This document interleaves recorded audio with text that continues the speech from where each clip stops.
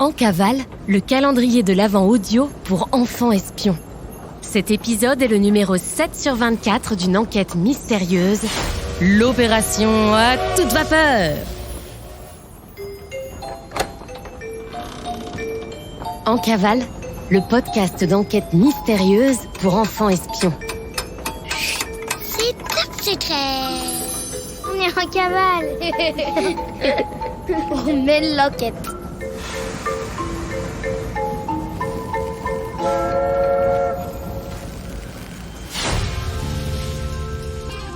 Cette mission top secrète reçoit le soutien de Qui qu'a fait quoi, le Qui qu'a fait des espions les plus malins et efficaces.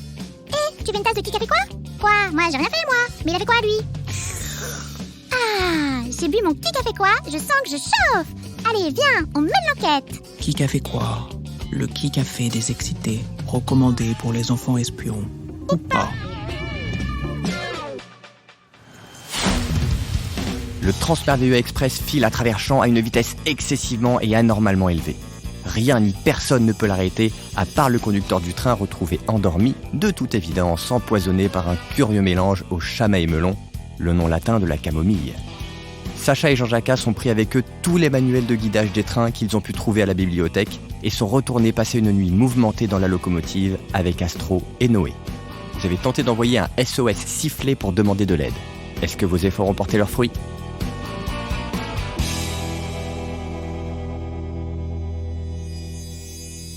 7 décembre, 6h18, dans la locomotive.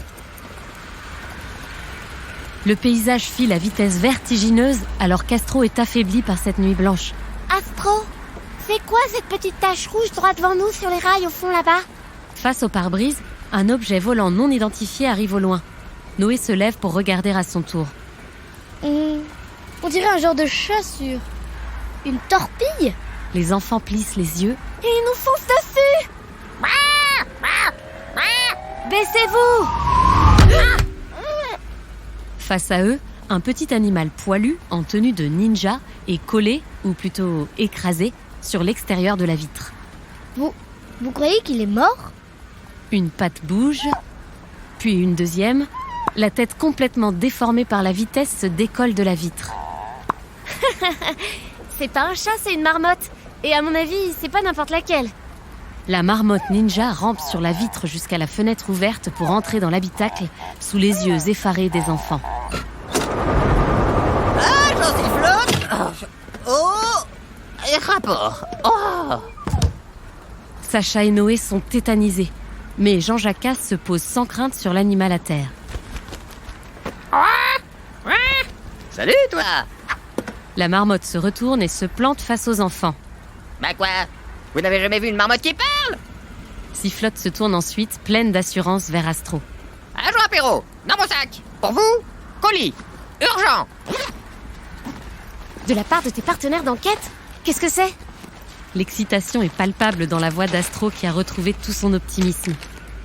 Menthe poivrée d'Himalaya, café noir, un arabica bien robusta. Il nous faut juste une tasse. La marmotte se retourne vers les enfants qui n'ont pas bougé un cil. Tasse, maintenant! 7 décembre, 12h02. La locomotive sent bon l'arabica et le robusta, un café noir apporté par l'agent Sifflotte. L'antidote fonctionne et le chauffeur se réveille brusquement. Et qui êtes-vous? Cette voiture est interdite aux voyageurs et encore plus aux enfants et aux animaux. Il aperçoit alors Sacha assise sur son siège de conducteur, penché sur le tableau de bord, étudiant les écrans de signalisation. Eh vous! Qu'est-ce que vous faites aux commandes? Vous vous êtes endormi et vous avez perdu le contrôle du train. À la vitesse à laquelle nous roulons, nous atteindrons le virage de la tête d'épingle dans moins de 21 heures. Reprenez vos esprits, monsieur, et enclenchez le freinage tout de suite. J'ai tout mis en place. Le conducteur, hagard, regarde son tableau de bord. Eh oui, mon pote! Se faire donner des ordres par une gamine, ça fait jamais plaisir! Allez! Je vois que vous êtes entre de bonnes mains. Je retourne au terrier. Mes amitiés à Jean-Jacques. Mais je sais pas où il est. Tchuss! Le conducteur qui n'a pas écouté un traître mot a fait déguerpir Sacha du siège conducteur et s'affaire déjà sur sa console. Sapristi!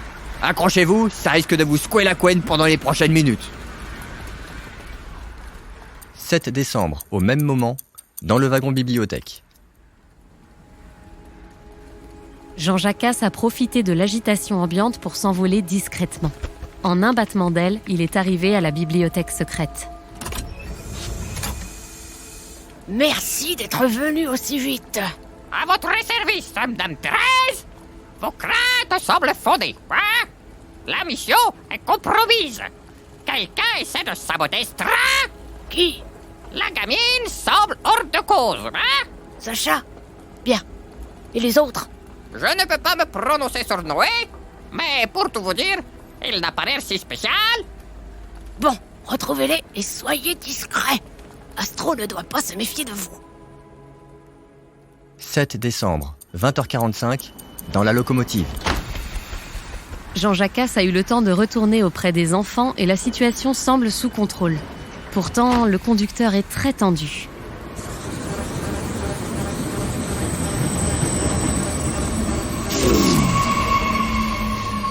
Le noir total s'abat sur le train. Oh non, c'est une catastrophe. On a freiné, mais le système électrique nous a lâchés. Où se trouve le générateur électrique, monsieur le conducteur? À l'autre bout du train, dans la salle des machines. Il faut absolument rétablir le courant le plus vite possible, hein. Sans quoi on verra pas le virage en tête d'épingle. C'est facile, c'est tout droit, depuis la locomotive jusqu'à la salle des machines. Suite à la coupure d'électricité, plusieurs accès ont été coupés entre les wagons. Restez dans vos cabines, s'il vous plaît. Merci! Je vais devoir y aller à l'aveuglette. Ça risque de prendre des heures. On a besoin d'aide.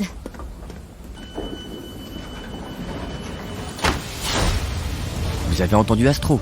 Elle a besoin d'aide. À l'arrière de votre billet de train, vous trouverez le plan du Transmerveilleux Express. Écoutez bien les indications suivantes. Les 2 escaliers sont condamnés.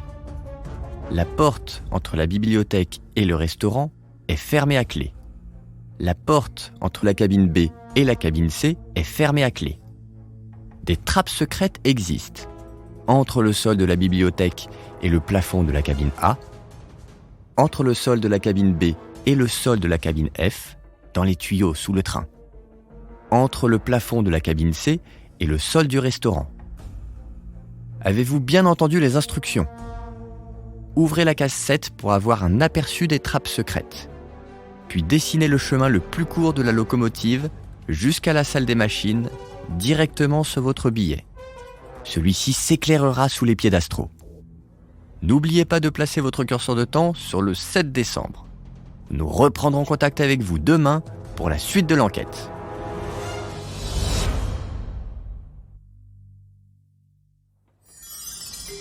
Bonjour les enfants espions, c'est Simone. Aujourd'hui, je vais vous parler de la vitesse des trains. Au tout début de l'histoire des trains, c'était souvent des animaux comme des chevaux ou des bœufs qui tiraient des wagons remplis de marchandises. Puis, l'arrivée du train à vapeur a permis de créer les premiers trains de voyageurs. Au début du XXe siècle, on a voulu aller encore plus vite et il a fallu créer des trains avec un moteur électrique ou un moteur diesel, comme dans les voitures. Aujourd'hui, les trains de voyageurs utilisent le plus souvent le moteur électrique pour avancer. Mais comment ça marche? Au-dessus de la voie ferrée, il y a des grands poteaux avec des longs fils électriques. On les appelle des caténaires. Elles transportent de l'électricité. Sur le toit du train, il y a un pantographe. C'est une sorte de grand bras que l'on déploie avant de démarrer le train. Pour que le train avance, le pantographe capte l'électricité en se collant à la caténaire. Une fois que l'électricité arrive dans le train, elle passe par un transformateur, une machine qui réduit la puissance de l'électricité, puis va ensuite dans le moteur pour faire bouger les essieux et les roues. Dans un TGV, le train avance grâce à la locomotive avant qui tire et à la locomotive arrière qui pousse le train.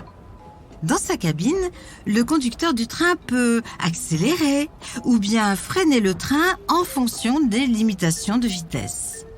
Depuis 2007, le TGV français détenait le record du monde de vitesse pour un train, 574,8 km/h. C'est très rapide et on ne va jamais à cette vitesse.